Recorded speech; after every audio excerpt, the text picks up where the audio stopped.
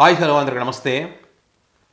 అమరావతి రైతుకు సంబంధించినటువంటి కన్నీళ్లు పెట్టిస్తున్నటువంటి ఒక వీడియో ఇక్కడ మీకు చూపిస్తాను.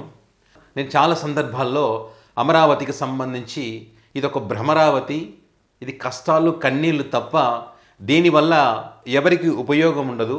ఆంధ్రప్రదేశ్ రాష్ట్ర ప్రజలందరికీ ఉపయోగపడుతున్న వీళ్ళు ఎంత చెప్పినా రాష్ట్ర ప్రజల సంగతి పక్కన పెట్టండి. కేవలం ఆ ప్రాంతంలో భూములు ఇచ్చినటువంటి రైతులకైనా మేలు జరిగితే అంతకన్నా కావాల్సింది ఏముంటుంది అని చెప్పి కూడా అనేక వీడియోలు నేను చెప్పడం జరిగింది. చాలామంది కూడా అదే అభిప్రాయాలను వ్యక్తం చేశారు. మరి అలాంటి అభిప్రాయాలు వ్యక్తం చేసినటువంటి వారి పైన ఏ రకంగా చంద్రబాబు గారు మాట్లాడారో తొక్కిపెట్టి నారదీస్తా అమరావతిలో పూర్తి చేస్తా అని చెప్పి కామెంట్ చేసిన సంగతి అందరికీ తెలిసిందే. సో ఇప్పుడు మనం ఏదైతే అది కళల రాజధాని కాదు కన్నీల రాజధాని అని చెప్పి మనం ఏదైతే ప్రశ్నించామో, మరి కన్నీల రాజధాని అని చెప్పి ఇక్కడ ఒక రైతు మంత్రి ముందే తన ఆవేదనంతా చెప్పుకుంటూ గుండె ఆగిపోయినటువంటి పరిస్థితి. మరి ఈ పాపం ఎవరిది? కూటమిది కాదా? వీరు చేసినటువంటి పాపం కాదా? వీరు చేస్తున్నటువంటి అన్యాయాన్ని అక్కడ ఆ అన్యాయం కారణంగా ఆ రైతు బాధపడుతున్నటువంటి పరిస్థితులను మంత్రి నారాయణ ముందే తన గోడు వెళ్ళబోసుకొని ప్రాణం వదిలినటువంటి పరిస్థితి. గుండె తరుక్కుపోతుంది ఆ వీడియో దృశ్యాలు చూస్తే. ఒకసారి మీరు కూడా చూడండి. ఎందుకంటే నమ్మరు, ఆ ఆధారాలు చూపిస్తే కూడా నమ్మనటువంటి పరిస్థితిలో ఉన్నారు. ఏమో ఎక్కడి వీడియోనో ఏమో అంటారు. కాబట్టి ఆ వ్యక్తి అక్కడ రైతు మాట్లాడిన వింటే తెలుస్తుంది కదా. ఇది ఎక్కడ జరిగిందంటే అమరావతిలో గ్రామ సభ నిర్వహిస్తూ ఉంటే, ఇది మండలానికి సంబంధించి అక్కడ ఆల్రెడీ 50,000 ఎకరాలు తీసుకున్నారు. మళ్ళీ రెండో విడత గ్రామ సభలు పెట్టి మళ్ళీ భూములు తీసుకునేటువంటి ప్రయత్నం. ఆల్రెడీ ఉన్నటువంటి రైతులకే మేలు జరగలేదు, మళ్ళీ భూములు తీసుకుంటున్నారు. సో ఇదే అంశాన్ని గ్రామ సభలు పెట్టి ప్రశ్నిస్తుంటే ఆ రైతులందరూ కూడా వ్యతిరేకిస్తున్నారు. వ్యతిరేకించేటువంటి క్రమంలో వారి బాధను వెళ్ళగక్కున్న తరుణంలో ఈ రకంగా జరిగింది. పాపం రామారావు అనే రైతు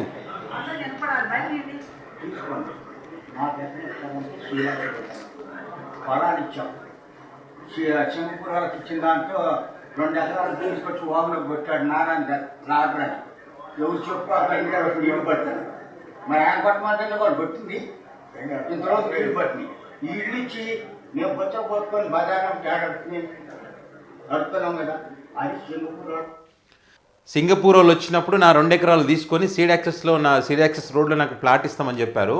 కానీ మంత్రి నారాయణ ఏమో ఇక్కడ దాకా నీళ్ళు వచ్చేటువంటి ప్లాట్ నాకు ఇచ్చాడు. అక్కడ పోయి నేను ఏం చేసుకోవాలి? పచ్చని పొలాలను మీ చేతిలో పెట్టి ఆకలితో అలమటించాలని అని చెప్పి ఆ రైతు ఆవేదన వ్యక్తం చేస్తూ ఉన్నాడు. భూములు పచ్చని పొలాల పాపం ఎన్నో సంవత్సరాలుగా కష్టపడి పైసా కూడబెట్టి పండేటువంటి పొలాలను మీ చేతిలో పెడితే దానికి న్యాయం చేయకపోగా మళ్ళీ అక్కడ ఎక్కడో తీసుకుపోయి చెరువుల్లో ఆ ప్లాట్లు ఇచ్చి ఏం చేసుకుంటారు చెప్పండి వాళ్ళు? వీళ్ళు ఏమంటారు? మళ్ళీ ఆ చెరువులో నీళ్ళు తోడేస్తారంట. ఎన్ని సంవత్సరాలు తోడతారు చెప్పండి? నీళ్ళు వచ్చిన 18 నెలల కానుంచి నీళ్ళు తోడుతూనే ఉన్నారు. రాష్ట్ర ప్రజల సొమ్మంతా నీళ్ళు తోడడానికే పెడుతున్నారు కోట్లు. అది ఎప్పుడు తోడాలా? ఎప్పుడు ఆ ప్లాట్లు వీళ్ళు నిర్మించుకోవాలా? అది ఎప్పుడు డెవలప్ చేసుకోవాలా? ఎప్పుడు అమ్ముకోవాలా? ఎప్పుడు డబ్బులు సమకూర్చుకోవాలి? వారి పిల్లలు చదువుకోవడానికి లేదు, వారికి ఏమైనా ఆరోగ్య సమస్య వస్తే హాస్పిటల్లో చూపించుకోవడానికి లేదు, ఏమీ లేదు. ఇదేందని అడగనీకపోతే అక్కడ కూడా దౌర్జన్యం వీరి పైన. ఇప్పుడు చూడండి, మంత్రి నారాయణ ముందే చాలా ఓపెన్గా మాట్లాడుతూ ఉన్నాడు కదా. ఆయన దాపరికాలు ఏం లేవు కదా, గ్రాఫిక్స్ ఏం కాదు కదా. ఏమైనా మాట్లాడితే నవ్వుతూ మాట్లాడతారు. ప్రపంచ రాజధాని, కళల రాజధాని అంటారు. చివరికి ఏం చేస్తారో అవకాయ అమరావతి అని చెప్తున్నారు. ఎక్కడి నుంచి ఎక్కడి దాకా తీసుకొచ్చారు. మళ్ళీ పైగా ఇది మున్సిపాలిటీ అంటారు. చట్టబద్ధత లేదు. వాళ్ళు ఏమో ఏడుస్తూనే ఉన్నారు. ఏంది అసలు చట్టబద్ధత లేదు, ఏం లేదు, ఇన్ని వేల ఎకరాలు తీసుకొని మమ్మల్ని ఏం చేయాలనుకున్నారని చెప్పి వాళ్ళు బాధపడుతూ ఉన్నారు. అందుకే రైతు అదే ఆవేదన పాపం.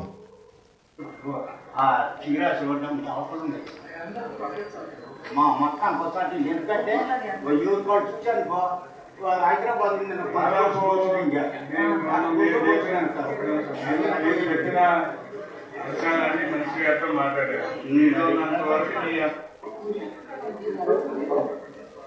కుప్పగూలిపోయాడు మాట్లాడుతూ ఆ రైతు, రామారావు అనే రైతు.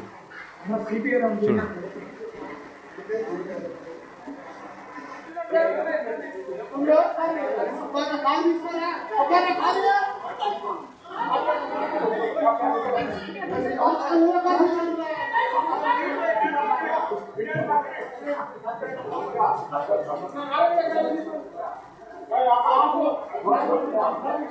ఇంకో పేరు పెట్టుకోవచ్చు మా దగ్గర ఉన్న విషయం ఫోన్ చేశారా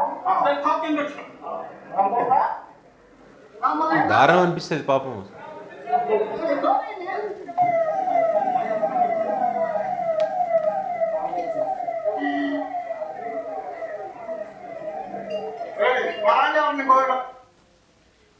ఈ పాపం ఎవరికి చెప్పండి? కూటమిది కాదా? వీరి నిర్లక్ష్యం కారణంగా ఈ పరిస్థితి ఆ రైతు ఎదుర్కొన్న వాస్తవం కాదా? మరి కూటమే గనక వారికి ఇచ్చినటువంటి హామీలను పర్ఫెక్ట్గా అమలు చేసి మళ్ళీ రెండో విడత మూడో విడతను పోకుండా ఉన్నదాంతో అడ్జస్ట్ చేసుకొని వారికి న్యాయం చేసి ఉంటే కనుక ఆ రైతు ఈ రకంగా ఆవేదన చెందేవాడా? ఆ రైతు ఆవేదన చెంది ఈ రకంగా మరి గుండెపోటుతో మరణించడం జరిగింది అక్కడ.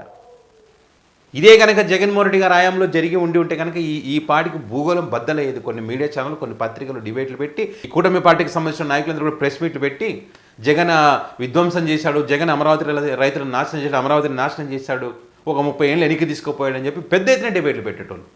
మరి ఇప్పుడు ఈ రామారావు చనిపోయిన తర్వాత ఈ రైతు మరణించినటువంటి అంశానికి సంబంధించి ఏ పత్రికలు కానీ ఏ మీడియాలో కానీ ఎవరైనా డిబేట్లు పెట్టారా, మాట్లాడారా? ఇది కూటమి పాపం, కూటమి చేసిన వైఫల్యం కారణంగానే ఈ రకంగా రైతులు ఆ బాధను అనుభవిస్తున్నారని ఇప్పుడు చెప్పారు. ఆ పచ్చని పొలాలను వరిస్తే వారి కడుపు కొట్టి ఆకలి చావులు అంటారు దీన్ని. వాళ్ళ అంత ఆవేదన చెందుతున్నారు అక్కడ. రేపు చూస్తూ ఉండండి ఈ పత్రికలు, ఈ మీడియా ఛానల్ ఏం చేస్తావో తెలుసా? అంతకుముందే ఏదో ఆపరేషన్ అయిందనో లేకుంటే ఇంకోటనో ఆ అనారోగ్యం చేతనే మరణించాడని చెప్పి రాసినారు. అసలు అది కూడా లోపలి పేజీల్లో. అంత దుర్మార్గమైనటువంటి పత్రికలు, మీడియాలు ఉన్నాయి ఇక్కడ. వాస్తవాలను దాచిపెడతా ఉన్నారు. నెత్తి నోరు మొత్తుకొని మేము ఏదైనా ఇట్లా అమరావతిలో నీళ్లు ఉన్నాయి, ఆ నీళ్ళు తోడేది ఎప్పుడని అడిగితే ఆ నీళ్ళలో బూట్ చేస్తూ ఉంటారు నిజం మాట్లాడిన వాళ్ళని. ఇప్పుడు ఆ విషయం ఆ రైతే చెప్తున్నాడు కదా, ఇక్కడ దాకా నీళ్ళు ఉన్న చోట నాకు ప్లాట్లు ఇస్తే నేను ఎట్లా కట్టుకోవాలని చెప్పి నీళ్ళు తోడేస్తామంటారు. నీళ్ళు తోడి నిపుణులు చెప్పి, మేధావులు చెప్పి వద్దు నాయన అక్కడ కట్టకండ్రా బాబు, అది కరెక్ట్ కాదని చెప్తే కూడా పచ్చని పొలాలు తీసుకొని ఇంత మూర్ఖంగా ముందుకు పోయి ఇట్లా ప్రాణాలు తీసుకుంటారు రైతులకి. రైతులను బాధ పెట్టిన ఏ ప్రభుత్వం కూడా ముందుకు పోయినట్టుగా, బాగుపడినట్టుగా చరిత్రలో లేదు. ఆ ఉసురు, రైతుల ఉసురు ఊరికే పోదు. సీడ్ యాక్సెస్ రోడ్లో ఇవ్వాల్సినటువంటి ప్లాట్ చెరువులో ఇస్తే మరి ఆ రైతు బాధపడా, కన్నీళ్ళు పెట్టుకోడా, ఏంది నా పరిస్థితి ఇది అని చెప్పి. మళ్ళీ అక్కడ అధికారులు ఏమంటారు, మీకు ఇప్పుడు అమరావతి వల్ల మీ భూముల రేట్లు పెరిగినాయి, కోట్లలో వచ్చినాయి కాబట్టి మీకు ప్లాట్ మీరు కోరుకున్న చోట కావాలంటే 5 లక్షలు ఇవ్వడానికి మీకేం బాధ అని చెప్పి మళ్ళీ వాళ్ళని టార్చర్. సో ఇవన్నీ చాలా ఉన్నాయి సమస్యలు. సో ఆ సమస్యలనే ఆ రామారావు అనే రైతు ఈరోజు గ్రామ సభలో మంత్రి నారాయణ గారి ముందే మాట్లాడుతూ కుప్పకూలిపోయినటువంటి దృశ్యాలు నిజంగా అందరి మనసులను కదిలిస్తూ ఉన్నాయి, బాధ కలిగిస్తూ ఉంది. ఎంతో ఆవేదన చెంది ఆ ఆవేదనతో మాట్లాడి ఆ రకంగా కుప్పకూలిపోయినాడు.